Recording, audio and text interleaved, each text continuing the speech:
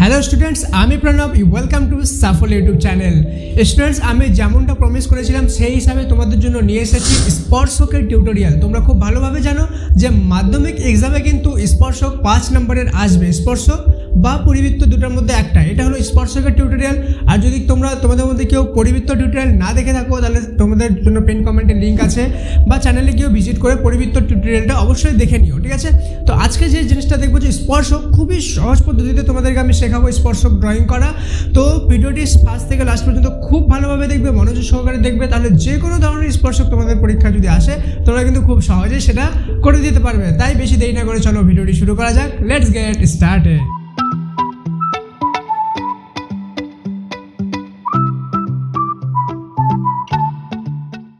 তো স্টুডেন্টস, স্পর্শক শেখার জন্য দুটো জিনিস আমাদেরকে খুব ভালোভাবে জানা দরকার। কি কি? সবার প্রথম যে জিনিসটা হলো, এটা হলো বৃত্ত। তোমরা সবাই জানো এটাকে কি বলে? বৃত্ত, তাই তো? বৃত্তর এটা হলো কেন্দ্র, তাই তো? আচ্ছা, ব্যাস আর ব্যাসার্ধ কাকে বলে? তোমাদের মধ্যে অনেকজন হয়তো জানো, অনেকজন জানো না, তো দেখে নাও, হেল্প হবে। তো বৃত্তের এই পার থেকে এই পার যে দাগটা আছে, ওকে, সেটাকে বলে ব্যাস। ব্যাস আর ব্যাসের যে অর্ধেকটা আছে, মানে এই যে ব্যাসের কি অর্ধেক, সেটাকে বলে ব্যাসার্ধ, অর্থাৎ ব্যাসের অর্ধ বা ব্যাসার্ধ। তো এটা কি হয়ে গেল? ব্যাসার্ধ, তাই তো? এই জিনিসটা মাথার মধ্যে রাখবা। ব্যাসার্ধ কি জিনিস? পুরোপুরি ব্যাস যে আছে বৃত্তের, তার অর্ধেকটা হলো ব্যাসার্ধ। এটা হলো একটা জিনিস যেটা তোমাদেরকে জানা দরকার। আরেকটা যেটা জিনিস জানতে হবে যে কোনো দাগকে, মনে করো এটা 8 সেমি, ঠিক আছে? অর্ধেক কীভাবে ভাগ করতে লাগে এটা আমি অলরেডি পরিবৃত্ততে শিখেছিলাম। তোমরা যদি আগে শিখে থাকো তো স্কিপ করে একটু আগে চলে যাও, না শিখে থাকলে এটা জিনিস দেখে নাও।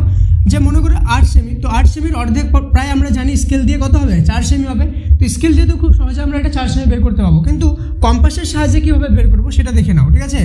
এটা মনে করো অর্ধেকের বেশি একটু নিবা, কম্পাস দিয়ে অর্ধেকের বেশি নিবা, এর মাপটা আইডিয়া করে, ঠিক আছে? অর্ধেকের যাতে বেশি হয় সেই মাপটা নিয়ে এইভাবে এদিকে কাটবে একবার, এইদিকে কাটবে একবার, ঠিক আছে? সেম মাপ নিয়ে, মাপ চেঞ্জ করবে না, এদিকে কাটবে একবার, এদিকে কাটবে একবার, ঠিক আছে? হলো, এখানে একটা সেন্টার, এখানে একটা সেন্টার হলো, এই দুটোকে যোগ করে দিবা, তাহলে দেখবা দাগটা অর্ধেক ভাগ হয়ে যাবে, অর্থাৎ এদিকে 4 সেমি, এদিকে 4 সেমি হবে। এটা তোমরা যে কোনো জিনিসের মধ্যে ট্রাই করতে পারো, 10 সেমি, 12 সেমি, ওকে? তো এটা তোমাদের জন্য হোমওয়ার্কও থাকলো, তোমরা 10 সেমি, 12 সেমি অ্যান্ড 14 সেমিতে এটা ট্রাই করে দেখো। এটা হোমওয়ার্ক তোমাদের জন্য, অবশ্যই ভালোভাবে ট্রাই করে দেখো। না পারলে অবশ্যই কমেন্টের মধ্যে বলবে আমাদের, ঠিক আছে? তো এবার আমরা শিখে নেবো যে স্পর্শক কীভাবে অঙ্কন করতে লাগে। তো যে কোনো জিনিস অঙ্কন করার আগে বা যে কোনো ম্যাথ করার আগে সবার প্রথমে কোশ্চেনটাকে পড়বা 2 থেকে 3 বার, অ্যান্ড ভালোভাবে কোশ্চেনটা বুঝবা। কোশ্চেনটা যদি ভালোভাবে বুঝতে পারো তাহলে কিন্তু ম্যাথটা করা খুব সহজ হয়ে যাবে। তাই আমরা কোশ্চেনটা ভালোভাবে বুঝে নিই, ঠিক আছে? কি বলছে? 2.8 সেমি ব্যাসার্ধ, ব্যাসার্ধ এখনই বললাম, ব্যাসার্ধ বিশিষ্ট একটি বৃত্ত অঙ্কন করি। বৃত্তের কেন্দ্র থেকে 7.5 সেন্টিমিটার দূরে অবস্থিত একটি বিন্দু থেকে দুটি স্পর্শক অঙ্কন করো।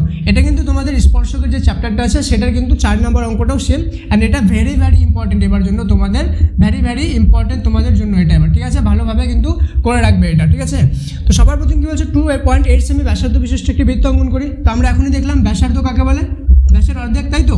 তো ওই হিসাবে আমরা মনে করো এটা 2.8 সেমি নিলাম, ঠিক আছে? তো এখান থেকে কম্পাসটা বসাবা, এইটা মাপ নিবা, অ্যান্ড দেন এইভাবে চারিদিকে করে এভাবে গোল করে দিবা, ঠিক আছে?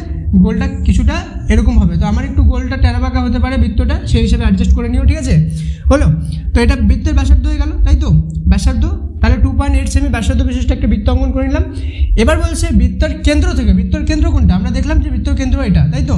বৃত্তের কেন্দ্র থেকে 7.5 সেন্টিমিটার দূরে অবস্থিত, মানে এখান থেকে 7.5 সেন্টিমিটার দূরে টানতে হবে। তার জন্য আমরা এখানে একটা 7.5 সেন্টিমিটার দাগ টানিয়ে নেবো, 7.5 সেন্টিমিটার স্কেল দিয়ে। দেন এটাকে কম্পাস দিয়ে মাপ নিব, কম্পাস দিয়ে কী করবো? মাপ নিব। তারপরে এখানে বসায় সেই মাপটা এখানে কাটিয়ে দেবো, ঠিক আছে? দেন এটাকে কী করবো? যোগ করে দেবো এটার সাথে, ঠিক আছে? যোগ করে দেবো, দাগটা একদম সোজা হবে কিন্তু, হ্যাঁ, বাঁকা করবে না। তাহলে কী হলো? বৃত্তের কেন্দ্র থেকে 7.5 সেন্টিমিটার দূরে এটা একটা, তাই না? একটা কী হলো? একটা দাগ অঙ্কন করলাম, তাই তো? এবার ওই বিন্দু থেকে দুটি স্পর্শক অঙ্কন করো। কোন বিন্দু থেকে? এই বিন্দু থেকে বৃত্ত দুটো স্পর্শক। কীভাবে অঙ্কন করবো? আমরা জানি এটা 7.5 সেন্টিমিটার হলো, এখান থেকে এখানে 7.5 সেন্টিমিটার।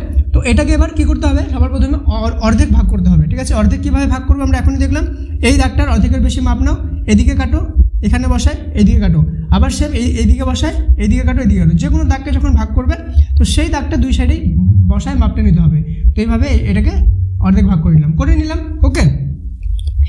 এবার এই যে সেন্টারটা যা আছে, যে সেন্টারটা বসলো, এখান থেকে কম্পাস দিয়ে এই সাইডের মাপ নাও বা এই সাইডের নাও, ঠিক আছে? মাপ নিয়ে এভাবে এরকম করে কিন্তু আঁকায় দাও, কম্পাস দিয়ে এভাবে আঁকায় দাও, ঠিক আছে। দেখবে দুটো সাইডই জয়েন হয়ে যাবে, কারণ কি আমরা সেন্টার থেকে মাপ নিচ্ছি।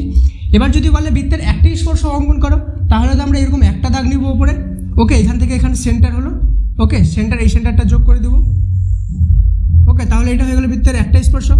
আবার যদি বলে বৃত্তের দুটি স্পর্শক, যেমন এই কোশ্চেনটা বলছে বৃত্তের দুটি স্পর্শক অঙ্কন করে এই বিন্দু থেকে, তাহলে এটা এই হাফ অর্ধ না করে, ঠিক আছে, অর্ধবৃত্ত না করে কী করবো, পূর্ণ বৃত্ত করে দেবো, অর্থাৎ বৃত্ত করে দেবো, ঠিক আছে। তাহলে দেখবো এখানে একটা সেন্টার হলো, এখান থেকে একটা স্পর্শক, এই যেটাকে স্পর্শক বলবে এই দাগটাকে, ঠিক আছে, এর মাঝখানে সামনে আরো চিহ্ন দিয়ে দিবে, এবং এখান থেকে আরেকটা স্পর্শক আমরা কিন্তু নিতে পারবো। স্পর্শক কোনটা হবে, এই যে বৃত্তটা, যেটা অর্ধবৃত্ত বা বৃত্ত, সেটা যে দাগটা স্পর্শ করবে সেটাই হলো আমাদের স্পর্শক। তো বৃত্তের স্পর্শক যখন অঙ্কন করা হয়ে যাবে, আমাদের এখানে নেম দিতে হবে কি, এই যে এটার যে সেন্টারটা আছে সেটার নেম দিয়ে দিব এ, অ্যান্ড এটার নাম দিয়ে দিব বি, ওকে। এটারও নাম এবি দিয়ে দিই, কেন কি 7.5 সেমি এবি নাম দিলাম, ওকে। এবার এখান থেকে বি থেকে এটা মনে করো সি, বি আর সি হলো একটি স্পর্শক, একটা বি আর মনে করো এটা ডি, বি আর ডি হলো একটি স্পর্শক। এবার স্পর্শক অঙ্কন করার পরে কিছু লিখতে হবে, সেই লেখাটা আমি এটা মুছার পরে লিখে দিচ্ছি, তোমরা ভালোভাবে এটা করে নাও, দেন পজ করে নাও, তারপর আমি লিখে দিচ্ছি কী লিখতে হবে, ঠিক আছে। স্পর্শকে কী লিখতে হবে সেটা বলার আগে বলে দিই যে এই ধরনের ভিডিও বানাতে গেলে আমাকে তোমাদের জন্য প্রচুর পরিশ্রম করতে হয়, তাই প্লিজ সাবস্ক্রাইব বাটনে প্রেস করে সাবস্ক্রাইব করে দাও, এবং ভিডিওটিকে অবশ্যই লাইক করো। এবং কেমন লাগছে আমার কাছে তোমাদেরকে ম্যাথ শিখতে, খুব ইজি লাগছে কি আমি আরও সহজভাবে তোমাদেরকে শেখাতে পারি, সেটা কমেন্টে অবশ্যই বলো। তো তোমাদের প্রত্যেকটি কমেন্টের রিপ্লাই আমি অবশ্যই দিব। স্টুডেন্ট এবার দেখে নেবো কী লিখতে হবে, ঠিক আছে। তো আমরা কী লিখবো, সর্বপ্রথমে নিচে লিখবো, ওকে, এটা অঙ্কন করার নিচে লিখবো এ বি সমান সমান কত, 7.5 সেমি, ঠিক আছে। এবি সমান 7.5 সেমি। বি বিন্দু থেকে বিসি এবং বি ও ডি একটি স্পর্শক